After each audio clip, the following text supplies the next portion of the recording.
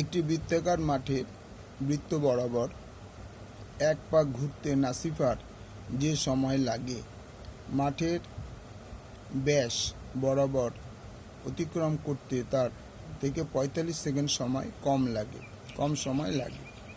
নাসিফার গতিবেগ মিনিটে ৮০ মিটার হলে মাঠটির ব্যাসের দৈর্ঘ্য হিসাব করে দেখি। তো মনে করি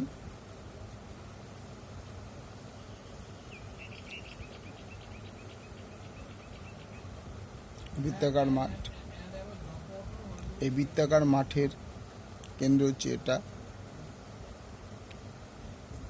এই মাঠের ব্যাসার্ধ হচ্ছে OA আর মাঠটির ব্যাস হচ্ছে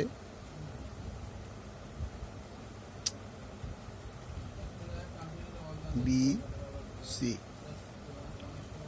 তাহলে মনে করি, আচ্ছা তা আগে বলে নিই ও কী করছে না, বৃত্তাকার মাঠে বৃত্ত বরাবর, মানে এখান থেকে স্টার্ট করেছে নাসিফা, এইভাবে ঘুরতে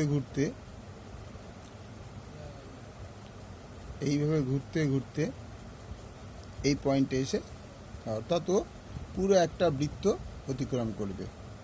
তারপর বলছে ও যদি এইখান থেকে এই পর্যন্ত এখানে এসে স্ট্রেট আসে তাহলে তার বৃত্তাকারে মানে পথ অতিক্রম করতে যে সময় লাগবে ব্যাস বরাবর আসলে তার ৪৫ সেকেন্ড কম লাগবে।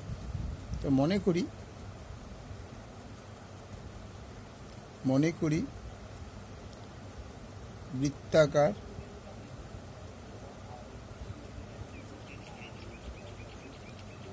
মাঠের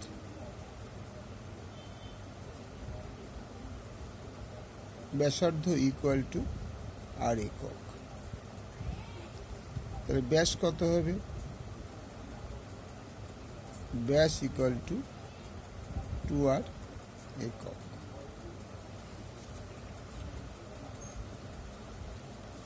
প্রথম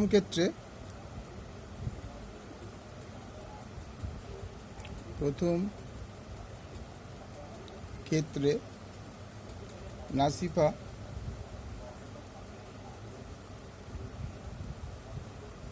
নাসিফা বৃত্তাকার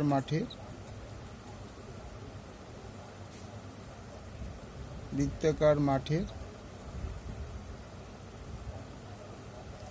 পরিধি অতিক্রম করবে।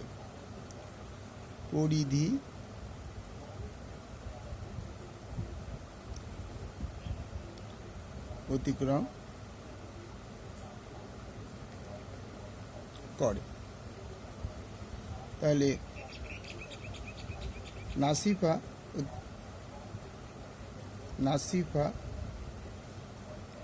2πr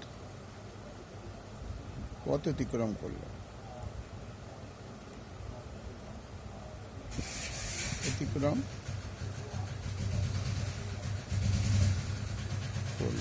এবার গতিবেগ কত ছিল না ৮০ মিটার প্রতি মিনিটে। তাহলে নাসিফা কি করছে, ৮০ মিটার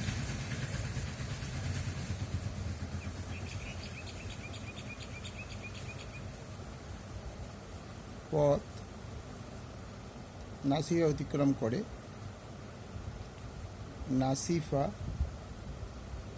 অতিক্রম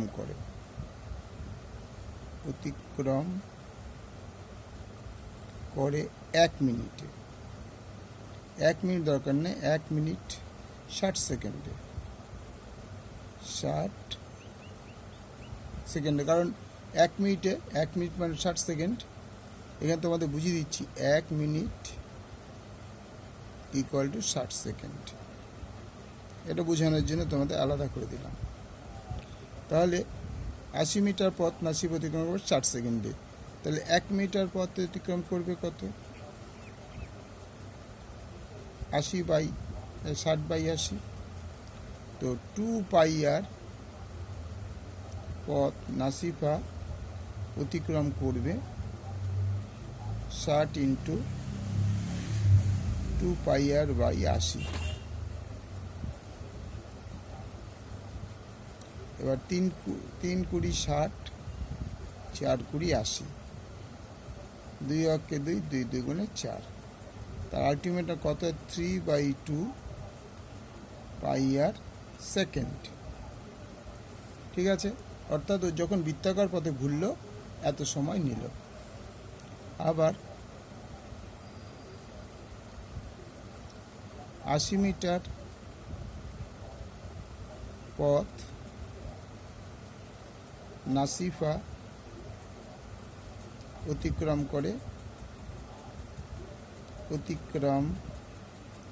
করে 60 সেকেন্ডে। 60 সেকেন্ডে। তাহলে 1 মিটার পথ অতিক্রম করবে নাসিফা 60/80। এবারও ব্যাস অতিক্রম করবে।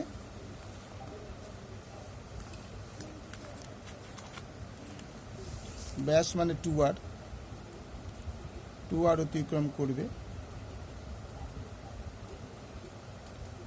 60 × 2r/80।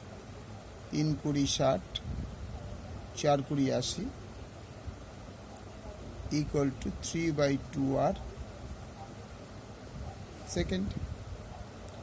এবার ডিফারেন্সটা কি হবে? প্রশ্নানুসারে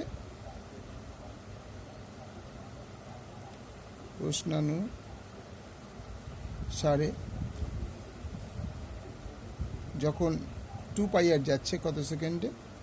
3πr/2 মাইনাস, আর 2r যাচ্ছে 3r/2 ইকুয়াল টু 45 সেকেন্ড। বা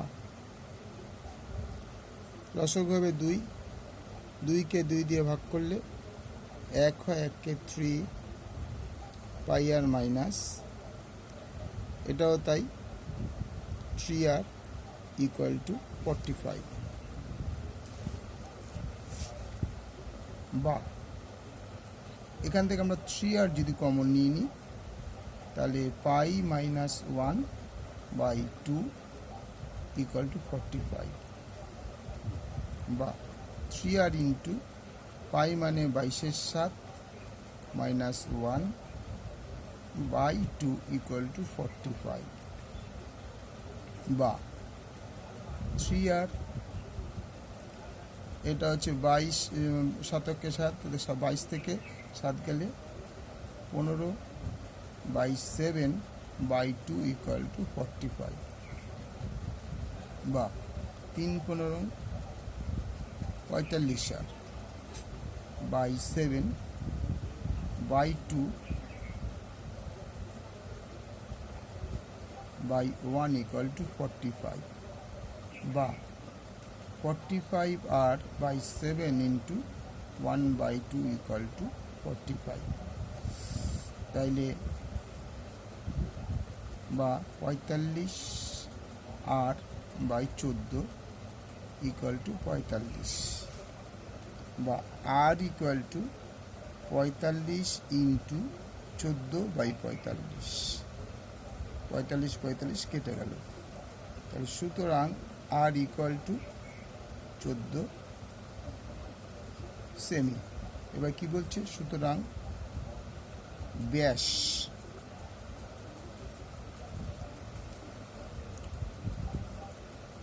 r ইকুয়াল টু 14 সেমি। সুতরাং ব্যাস 2r equal to 2 × 14 equal to 28 metre. Okay, like করো, সাবস্ক্রাইব করো, শেয়ার করো। অঙ্কটা পুরোটাই আবার আমার প্রথম থেকে একবার তোমাদের দেখিয়ে দিই, দেখো না পুরো অঙ্কটা, কোথাও গন্ডগোল ভুলবার নয়। এই জায়গাটা কিন্তু তোমাদের বলে দিয়েছি যে জাস্ট বোঝানোর জন্য, পুরোটা আমি দেখিয়ে দিলাম তোমাদের। ওকে।